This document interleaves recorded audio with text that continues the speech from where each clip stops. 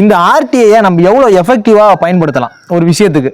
இப்போ ஒரு விஷயம், ஒரு வேலை நடக்கணும் அப்படின்னா ஆர்டிஐல வந்து நம்ம அலுவலர்களை திட்டுறதோ, அலுவலர்களை அவங்களோட ஒரு ஒரு சண்டை போடுற முயற்சியில் போகாமல் நம்ம எப்படி இதை கையாளலாம்?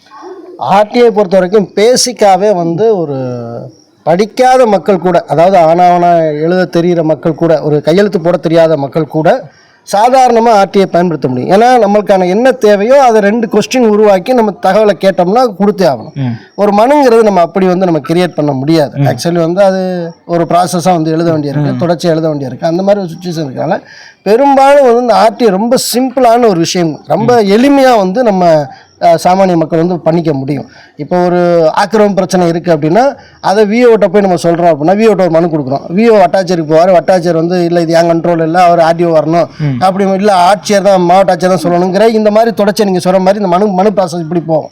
ஆனால் ஆர்டிஐ பொறுத்த வரைக்கும் நம்ம வந்து இப்போ ஒரு ஊராட்சியில் ஒரு பிரச்சனை இருக்குன்னா நம்ம வட்டார வளர்ச்சி அலுவலகத்துக்கு அங்கே இருக்கிற ஒரு பிஐஓ இருப்பார், அவர் இன்னொரு ஒன்றியத்துக்கு ஒரு தனி பிஏஓ இருப்பார், இப்போ இங்கே கிராம ஊராட்சி பத்துக்கு ஒரு பிஏஓ இருப்பார். அப்போ நம்மளுக்கு ஒரு சொல்யூஷன் தேவைன்னா நம்ம அவர் கண்டிப்பாக 30 நாட்களுக்குள்ள தகவல் தரணுங்கிறது ரூல். ஓகே, மனுவுக்குமே 30 நாளில் பதில் செஞ்சு கொடுக்குறங்கிறது விதிமுறை தான்.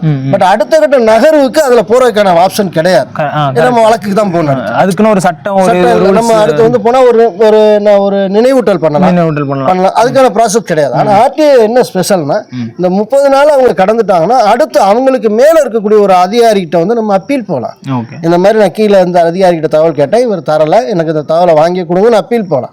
அடுத்த கட்ட நகர்வாளர்கள் அந்த அதிகாரி ரெஸ்பான்ஸ் பண்ணலாம். இந்த 2 பேரும் மேலே நம்ம அடுத்த ஆணையம் வரைக்கும் போகலாம். அந்த ஆணையத்தை கண்டுதான் இந்த ஆர்டிஐ மேல பயம் வருதா இவங்களுக்கு? ஏன்னா துறை ரீதி நடவடிக்கை வந்துரும், இல்ல நமக்கு வந்து ஒரு பிளாக் மார்க் ஆயிரும் அப்படிங்கிறதுக்காக தான் ஆர்டிஐக்கு பதில் தர நினைக்கிறாங்களா? கண்டிப்பா. அப்படிங்கிறப்ப இந்த ஆர்டிஐல இதுதான் பிளஸ் நமக்கு. அதான் என்னன்னா அடுத்தடுத்து ஒரு துறை சார்ந்த விஷயத்தை நம்ம ஆணையத்துக்கு கொண்டு போயிட்டே இருக்கோம்னா ஏன் தொடர்ச்சியா அவங்க துறை சார்ந்த அடுத்தடுத்து ஆணையத்துக்கு வந்துகிட்டே இருக்கீங்க? சரி.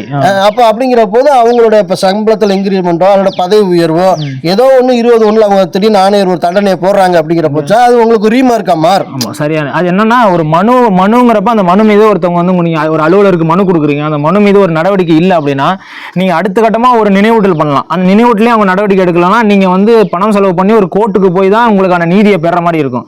ஆனால் ஆர்டிஐ வந்து மேல்முறையீடு, முதல் மேல்முறையீடு, 2வது மேல்முறையீடு ஆணையத்தில் போய் ஆணையத்திலே வச்சு தண்டனை வாங்கி கொடுக்கலாம். என்ன மாதிரி தண்டனைனா நம்ம துறை ரீதியா நடவடிக்கை, இவருடைய பொறுப்பை இவர் செய்யலை அப்படிங்கிறதுக்கு இதுல வழிவகை இருக்கு. அதனாலதான் அந்த மனுக்களை விட ஒரு கம்ப்ளைண்ட் பெட்டிஷனை விட ஆர்டி